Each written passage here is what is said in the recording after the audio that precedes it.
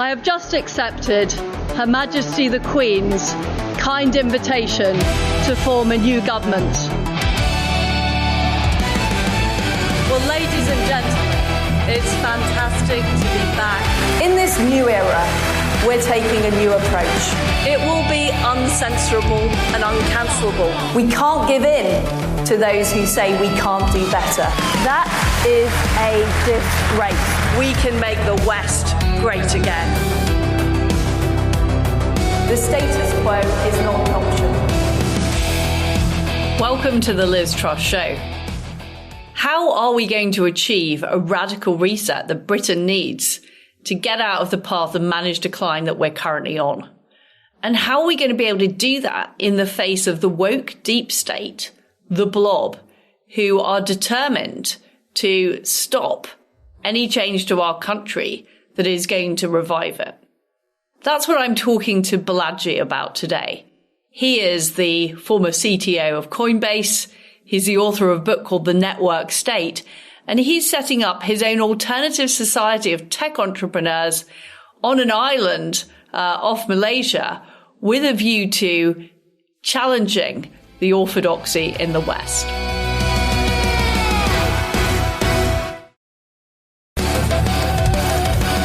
Well, I'm delighted to be joined by Balaji to talk about the future of Britain and the West, and whether or not and how we can save ourselves from our current position. Balaji, what do you think is needed to get Britain on the right track? What do we need to do to create a startup country? Well, so I actually have a book on exactly this topic. I call it Network State. I have somewhat unconventional views on this. I think we're going to need to do it internet first. That is to say, insofar, Orwell's saying, if there's hope, it lies in the proles, from 1984, right? So I think if there's hope, it lies in the code. And, the startup company starts on the internet first. And I think the startup country does as well. And that means you have to build a community online and crowdfund territory and elect you guys have this concept of shadow government in the UK, which, Americans don't know, but basically it's like almost like a parallel government in waiting, which is it's saying do policy X rather than policy Y, right? And, so like that concept, but an internet shadow government, which is all consensual and it's all within existing law, but it can crowdfund a large enough swath of territory to show that it's actually got a better government. And, as I was talking to one of your colleagues beforehand, of all the people in the world, the Brits are very well optimized for doing this because you started New York overseas. Why not start New London overseas, right? Show how it's done. And then have the British diaspora reform Britain. So what you're saying is we need to export a certain number of people, create an alternative reality and show what Britain could be like.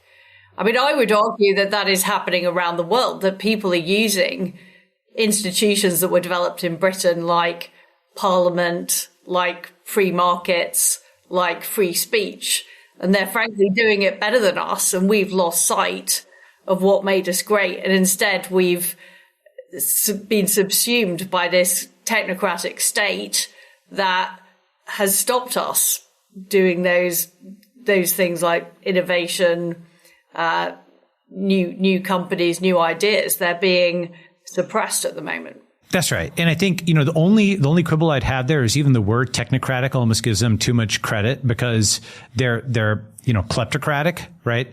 They're basically stealing the money or, awarding it to all these nonsense NGOs or Quangos, as you guys call them.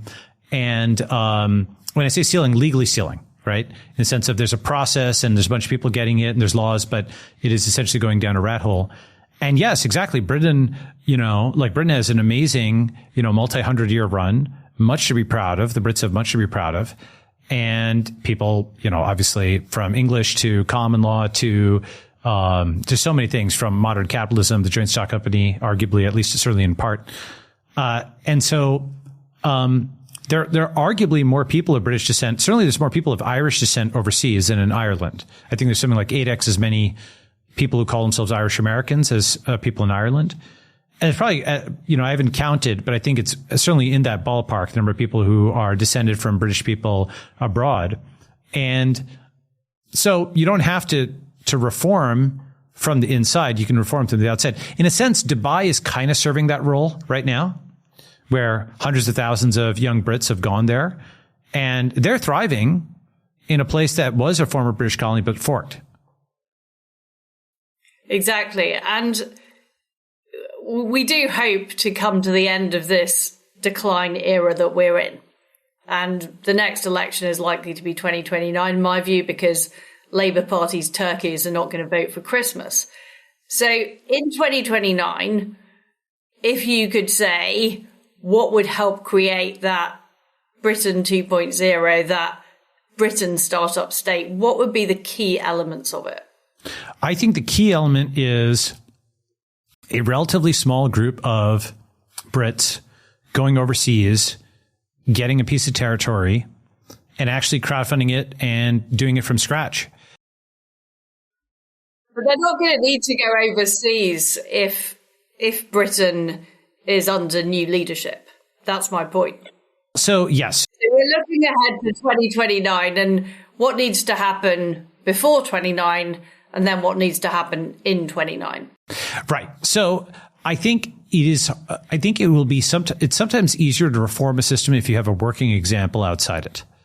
You guys have things like the Isle of Man and various kinds of like little sort of jurisdictions that are, how like City of London is its own thing within London and so on. And the Isle of Man has kind of got its own laws, and Jersey has its own laws and so on and so forth. There might be some pocket that is, and you have this, because of the former empire, you've got all these little pockets around the world that have interesting idiosyncratic rules, right? So there might be some pocket which the rules give a shield against the deep state kleptocratic kind of thing that you're talking about. But if not, and that'd be something to research, then just, I think it's hard to do it within, for the same reason it would be hard to start Google within Microsoft. But Google outside Microsoft could reform Microsoft. I think that's maybe so while agreeing with almost may not like every single line, but let's say 95% of the diagnosis, I think the prognosis has to be, or the way to solve it is to go slightly outside the system rather than completely working within the system. Got it. So what does success look like, though, once you've done all that? Once you've created this group of people who are outside Britain, who create a new version of our country, successfully harbour the innovation, the excitement that we've lost in Britain. How do you then transfer that back? So first is you have videos. For example, like a small example, I was in Dubai and I was just walking past a group of Brits and they had basically like a miniature UK there, and there's no crime. Everybody was happy. They were laughing. They were playing some old British song. They were, sipping tea. And so it was really like almost out of a picture book kind of thing. And the larger scale that is beyond like a cafe scale to a town scale, right? And you're taking videos of it and maybe you're cryptographically timestamping them or witnessing them so people know that's not AI, right? And you have visitors who can come by and see it. And you start to drain many of the most talented people out to this, right? And as you do that, eventually there's like an IQ flippening where there's enough of the smart Brits that say, obviously this is the way to go. And then the existing system doesn't even have people who can argue for it anymore. And you've reformed by draining out all of the IQ, all of the talent, all of the wealth, and so on and so forth. And the existing system is just a husk, and the new thing has risen, and then it can, acquire, or it's like, it'll be an obvious way to flip, right? Arguably, this is sort of, this will sound much more negative than I mean it, but that's sort of what happened with like UK and the US, right? Where a lot of the smart people went out to the US and the US became bigger than the UK, right? And so I think that it's possible to have, especially in the age of the internet, that could happen much faster. I don't think it has to take 150 years or what have you. I think you could have something where the top 100,000, the top million or something like that. Already there's like 500,000 Brits that have gone to Dubai. something like that. And now you've got something where outside of Britain, for example, Demis Hassibis of DeepMind, right? That was done out of the UK, right? That's obviously changed the world. That's led to Google Gemini. He had to go outside to really have the full flowering of what it could be, right? And I think if you have enough of that happen, it's actually how, you mentioned in your book, for example, China, Russia are gaining on the West in many ways, right? These authoritarian states are. China in particular, I think one of the reasons that they have reformed or they've gained such strength is that they had the example of Hong Kong. They had the example of Taiwan. They had the example of Singapore that were under Anglo management. And that's actually what led Deng Xiaoping to reform communism into capitalism in 1978, the market economy. So we have an example of the diaspora, in a sense, or the overseas islands reforming China. And certainly the Indian diaspora helped reform India. It showed that Indians could succeed under capitalism and with the internet and tech. And then folks brought that back to India and it's reformed. So that would be how I'd approach it. I don't think you actually need that many people or that long a time period. I think probably on the order of 1 million people would do it if there was a new London abroad. And then everybody at home would say, why can't we live like that?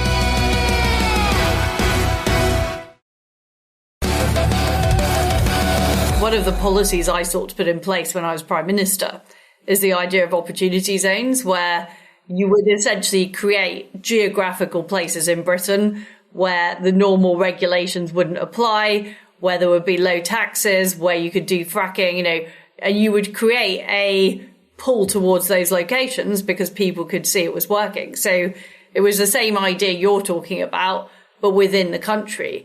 I mean, I can't tell you the level of system resistance to that because they absolutely hate the idea of any bit of Britain being able to be a tall poppy, being able to be more successful than the rest of the country. But I thought it would create a race to the top.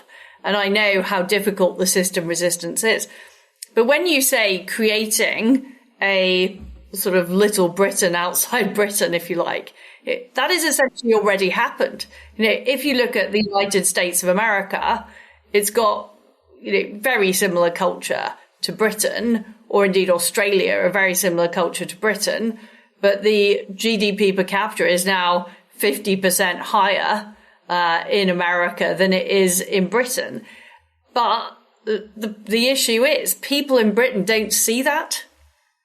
They're not experiencing the fact that people have bigger houses, drive better cars, can go on holiday more.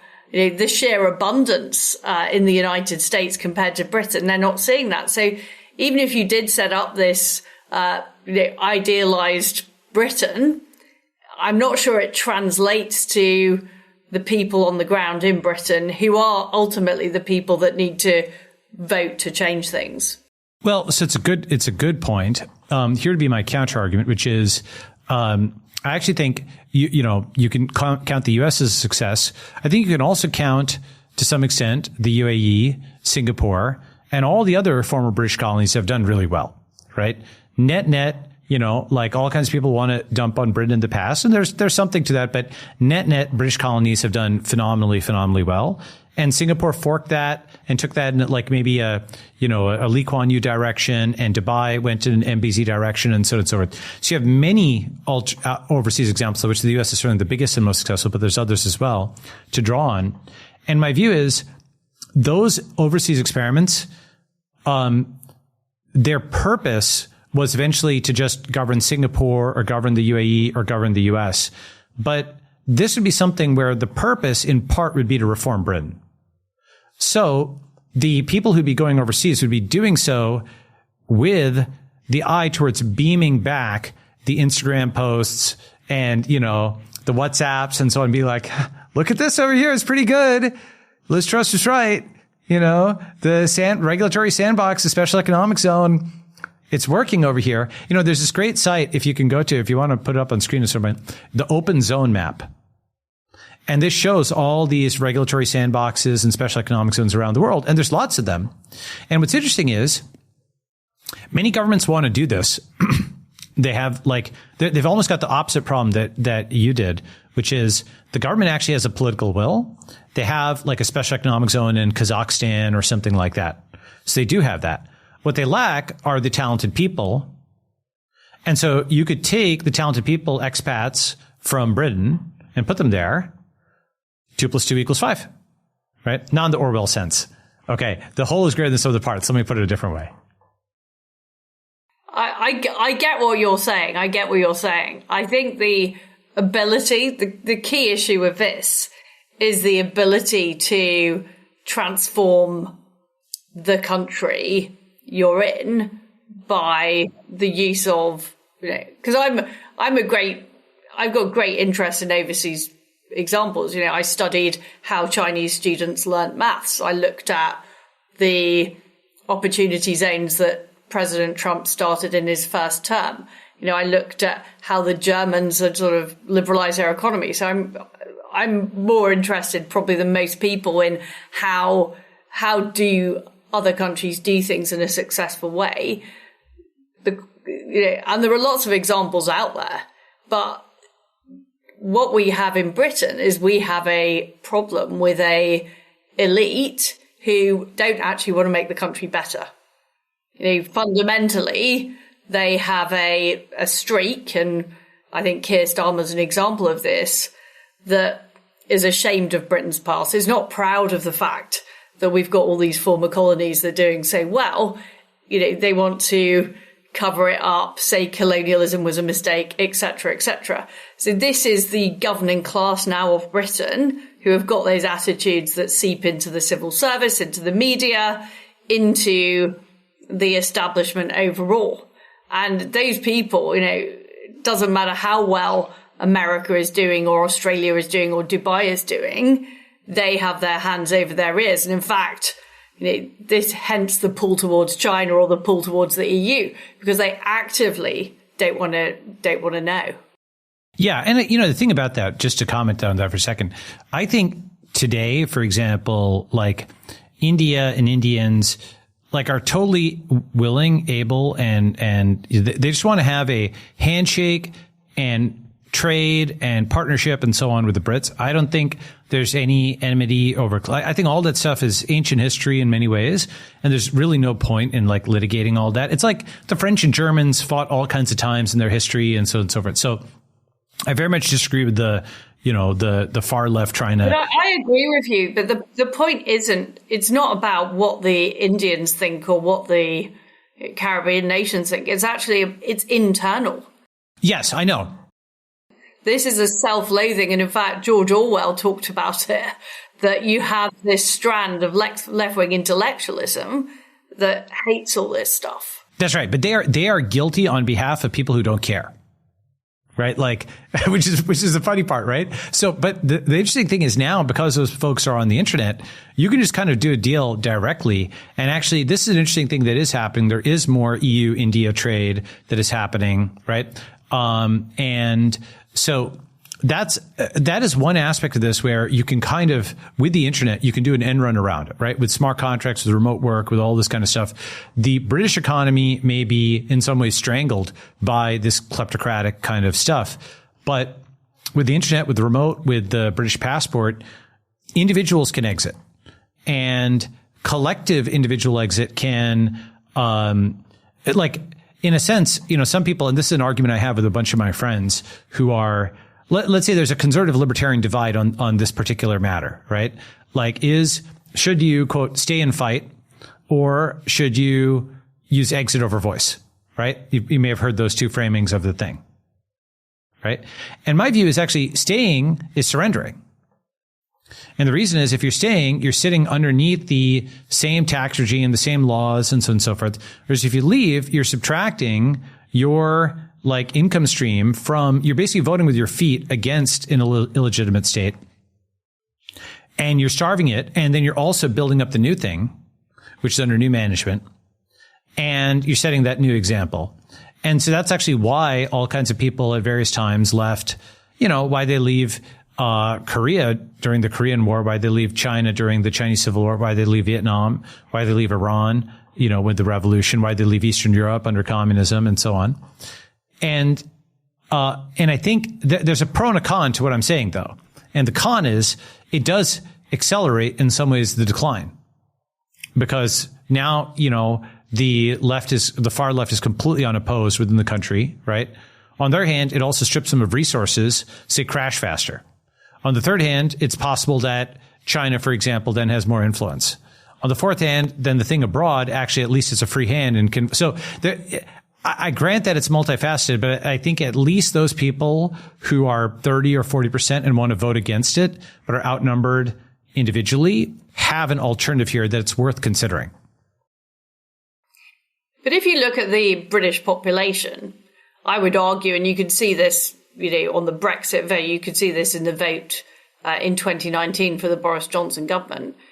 They do want the policies we're talking about.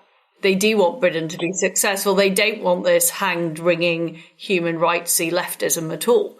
The issue is that you've got you didn't describe it as technocrats, but you've got a class of people who's got a grip on the system. And the question is, can any democratically elected group of people effectively overturn that and take the power away from these people? That's the question. Yes. So my view is, all right, so let's talk about that for a second. I do think that we can and should protect democracy, but I think we can do it in a different way where, for example, if Google had tried to be started by a board of directors vote within Microsoft, it wouldn't have worked because it was just so paradigmatically opposite to everything Microsoft stood for. It was, the web, and it was the internet, and it was the browser, and so on and so forth, as opposed to Windows and Office and the desktop. But they could win, in a sense, a democratic vote over a different denominator. And actually, the concept of gerrymandering, right? Like where you change the geography over where a vote is taken, right? So one important concept I think about a lot is democracy is about the denominator. Like, what's a vote being taken over? Example, is it being taken over Brits, or is it over Australians, over Americans or New Yorkers, or some county in New York, right? We take for granted that denominator is geographically delimited, like some county in Wales, for example, right? But it could be just a group of people on the internet, right? Your followers, if you did a binding plebiscite on your followers, they would all back you for some position, right? And that's as legitimate a group as any. They just aren't yet organized geographically. But you could call, for example, a meetup and have them all in one location. Now they are there geographically, but they're there temporarily. Now you could actually crowdfund territory. Now they're there permanently. Okay. So you've actually printed out your supporters from the cloud into one spot on the land, and then you can win the vote there. You know who's doing that? Elon with Starbase. He has actually got a piece of land and he printed it out, his supporters there, and he won 97% of the vote there to incorporate, right? That's kind of what I'm doing with Network School and what a lot of these startup societies around the world are doing. So we still win democratically. The difference is we print out the cloud and we win over a different denominator. It's like the opposite of gerrymandering. It's actually taking the community of people rather than the political system trying to muffle democratic voice. We use the internet to amplify it. And we actually have these clusters where all the people who agree can come there and actually have self-determination. You're saying that Britain is turned into a bureaucratic stroke kleptocratic state, and it's in serious trouble. I certainly agree that it's a managed decline of our country, and that decline is accelerating. How would you compare it to, I'm interested, how would you compare it to the United States and Canada? Which of these countries do you think is in the worst state and in the most need of external, sort of an external push to change? I'm actually very skeptical about the entire G7, including the U.S., and I think the reason is the sovereign debt crisis. There's various graphs I can show. But essentially, if you've been looking at GDP, especially GDP PPP, like purchasing power parity, right? The global economy has actually gone back to Asia. I don't know if you've seen this graph, which shows the center of mass of the world economy. Go ahead. You know the one I'm talking, right? So basically, for most of human history, China and India were like the number one and number two, or two and number one economic powers. And they weren't modern China and India. They weren't unified in the same way, and so on and so forth. But let's say there's rough political economic parity across Eurasia. That's why Marco Polo sought out China, and why Columbus wanted to go to India. That's why the Mongols and the Huns were able to make their way into Europe. And, there were fights with the Middle East over Andalusia and the Crusades and so on. There's rough military economic parity. Only after the Industrial Revolution did Europe and the West have such total dominance. And now, like, history is running in reverse. And so where I'm bullish on is actually East Asia, Southeast Asia, like that whole part of the world, right? I am basically less bullish on and Eastern Europe, actually. I think Eastern Europe is doing quite well. It's almost a mirror image of the 20th century. Most countries, I think, that did poorly in the 20th century, that were under communism or under socialism, developed antibodies to that. And that's in Eastern Europe, that's in India, that's in China, that's in Southeast Asia. They had all kinds of communist, socialist madness, and they lost a lot of their best people, lost a lot of blood. They had partition in India, they had the Chinese Civil War, they had the Bolshevik Revolution, they had Soviet communism in Eastern Europe, and obviously, World War II and all this stuff. And actually also in Latin America, they had drugs and they had inflation and so on. And now you're seeing Bukele and Milei and Hernando de Soto coming to power in Latin America. Right? So all the places in the 20th century that had a terrible time of it, they're almost like a body politic that was sick from communism or socialism or Keynesianism, inflation and drugs and all this stuff. And now they developed antibodies. Unfortunately, I think the opposite has happened with the US and Western Europe and Canada, where they were so rich for so long that they forgot the values that underpin the valuations.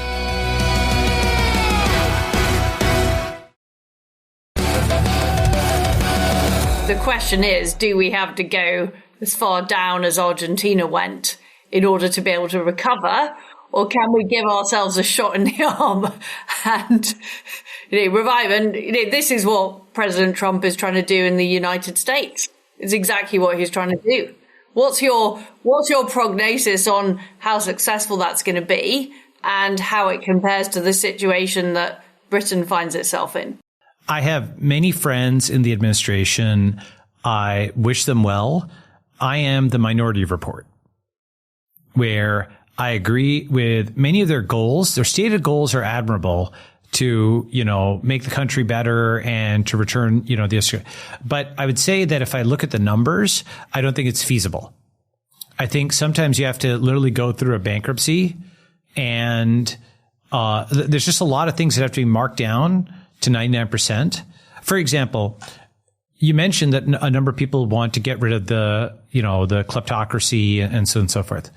But as you know, voters will express many contradictory preferences, right?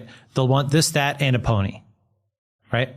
And the reason is that they also want, free healthcare, and they also want X and Y and W and Z.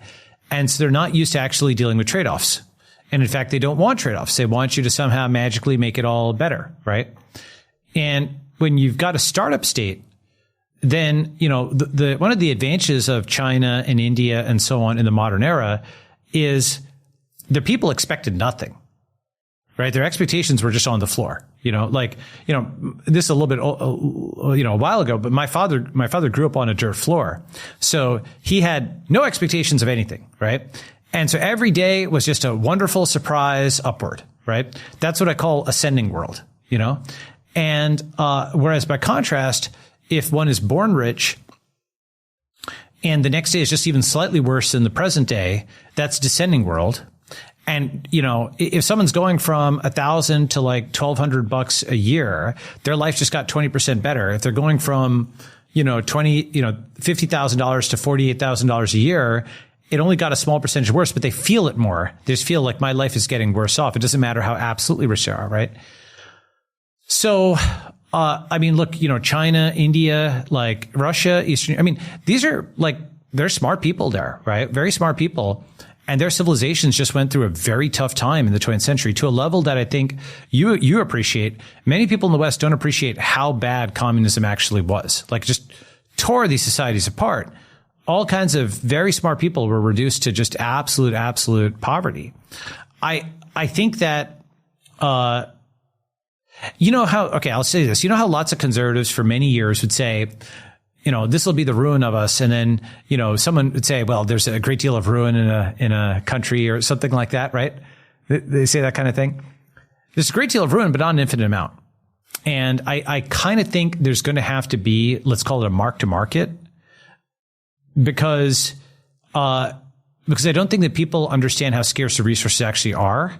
And I don't think the current system will endure, because it's so. For example, I'll say one thing, and then maybe you can give me your thoughts. The U.S. productivity has been, with the exception of tech, which I'll get to, has been in decline, even as expectations have been going up like this. People want free this and free that and so on, but they're also mad about global competition, right? So, they want tariffs to keep out Chinese goods, and they want, immigration restrictions keep out, overseas talent. And okay, but it's a global economy, right? And the American companies somehow have to be competitive abroad because only 4% of the world is American. So you can only wall yourself off to a certain extent. And so ultimately there's like a refusal to really realize that the world has changed since 1945. All these graphs show the world has changed, and that you can't have the same standard of living of 1945 when everybody else is way more competitive. It's like saying, I don't know, that IBM should be able to have the same market share that it did in 1945 before Google and Microsoft and so on existed. It's like basically unrealistic in my view. Anyway, let me pause there.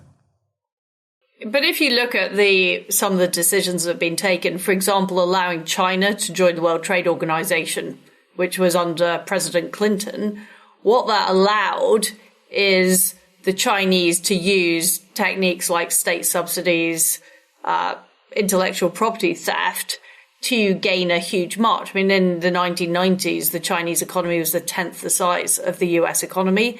And that is now, they've been able to get to almost or very, very similar levels. So there has been a set of policy decisions made by the West, which has traded off short-term benefits of cheap Chinese goods for long-term, basically a seeding of industrial production. And if you look at what's now happening, that industries are reshoring because labor costs matter less when so much of process is automated.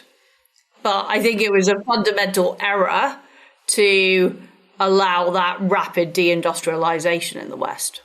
That's probably true, and certainly in retrospect, that's true.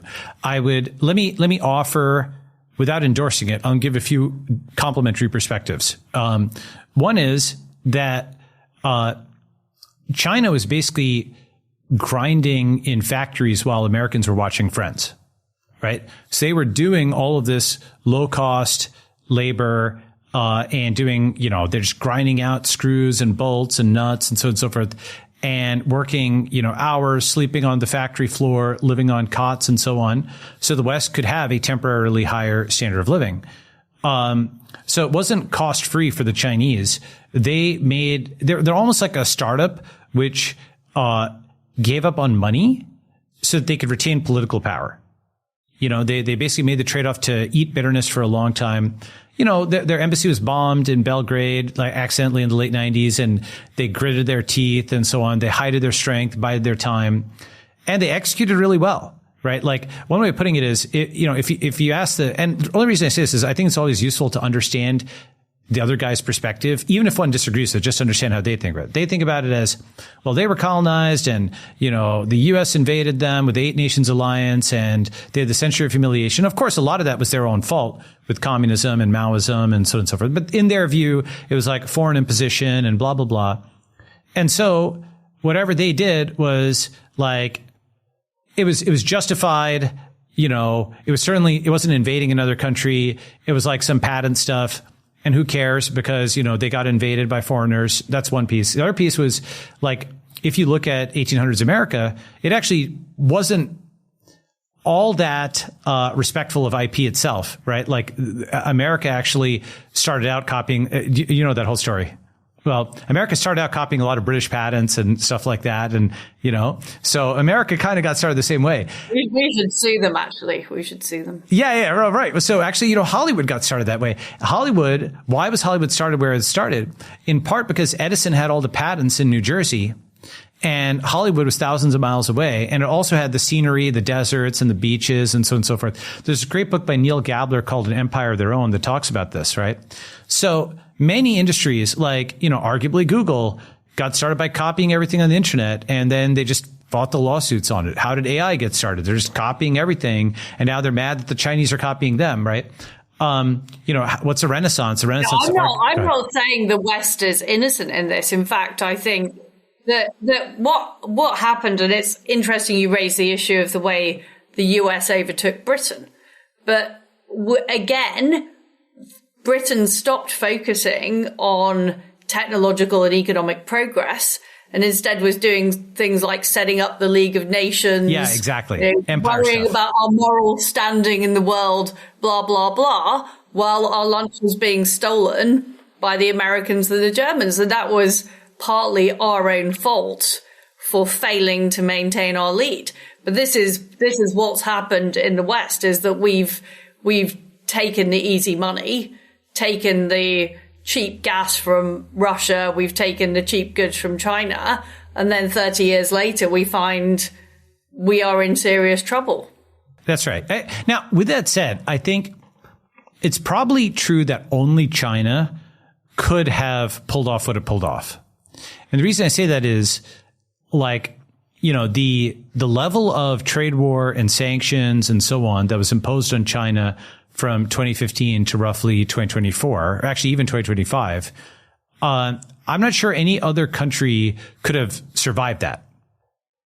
Because, you know, they had chips cut off to them. They had, you know, there was a lot that was done to try to box in China, even if it was towards the end, right?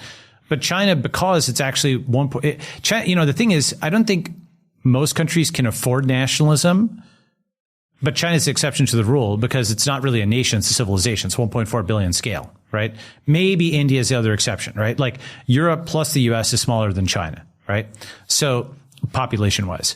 So China could afford to be nationalist. It could afford to be autarkic. It could afford even to be communist because in practice it was really capitalist.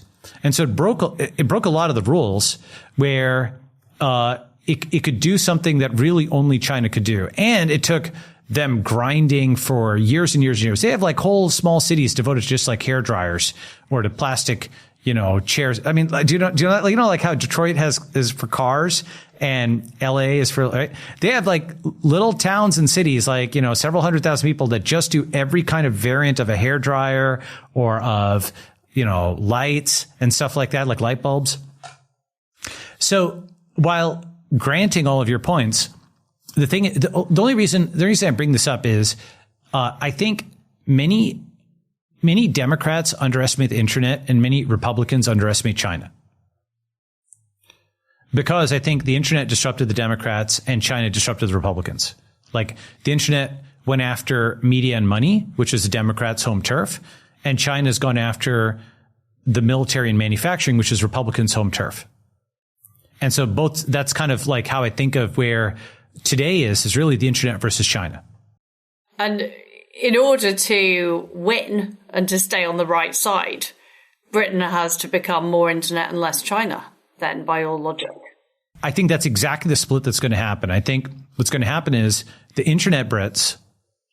Well, it's already happening because Keir Starmer is trying to ban X and ban VPNs and suck up to Beijing. So that's right. That is a polarization. I think if we identify the new communism versus capitalism in a sense as China versus the internet, where it's again Eurasian communism versus Anglospheric capitalism. And by the way, just that, like, China's obvious because it exists, right? Like it's a country, it's got a flag and so on and so forth. But actually, as you said earlier, you know, if America is invisible to many Brits, China's invisible to many people because it's overseas. So, like, unless they've actually, have you traveled to China recently? I haven't been there for 10 years. 10 years. Okay. If you may have seen on TikTok or social media, some of the videos of their cities and stuff like that. I do tell my friends, those who are capable of going, to just walk through downtown Shenzhen for like a few days. And if you do that after having walked through downtown LA or San Francisco or New York, there's no comparison, right? Like China's just, they're not playing the same sport. They're just way, way, way ahead. They have drone delivery. It's not even technological, by the way. It's just, they have clean streets. They have all this kind of stuff. They've managed to, it's actually the total opposite of the 20th century. In the 20th century, they were so disorganized. They were shooting each other. It was a total mess. The entire country was in the warlord era. It's just a total, and Britain was clean and orderly. I mean, yes, it had world wars and stuff like that, but it's clean and orderly. It's just like the total opposite of last century. And I just think it's useful to calibrate on what the world is. And have you heard the saying? It's a very internet saying, take the L. And that I think is the psychological problem for Britain, is people are not acting as if it is that bad, and it is that bad. Exactly. It's like, when I was a kid, my parents would talk about, India's thousands of years of civilization and so on and so forth, and how, it used to be great and whatnot. But it wasn't there anymore. So nothing for it, but just to grind, nothing for it, but to work hard. Right. And I didn't have any real context on what they were saying, because all I saw was India being just incredibly, incredibly poor, mosquitoes and flies and, like no roads, anything like that. And over my life, I've been stunned to see how much it's developed. It's really, really, really improved a lot, right? I'm not saying it's all the way there, but it's improved a lot, and it showed me how much things can improve within one lifetime. But I feel that it improved in part because people understood that they were at zero. Like the 1991 balance of payments crisis, they had to start at zero to get to infinity. They had to take the L, so to speak. Well, thank you so much for coming on the show. And I think what we've learned is Britain needs to take the L. Take the Liz Truss and then take the W. Exactly. That's right. I think take the L to take the W. That was a fascinating discussion with Balaji, and really made me think about how are we going to take on those who have got a stranglehold on Britain and simply want our country to decline. He's got some interesting ideas about how we can think differently in the age of the internet, in the age of AI, in the age of crypto. And I think all of these things are worth considering, because Britain is going to need a massive reset.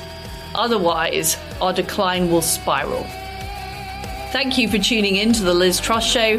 Please subscribe on YouTube, on Spotify, on Apple Podcasts, and I look forward to seeing you again soon.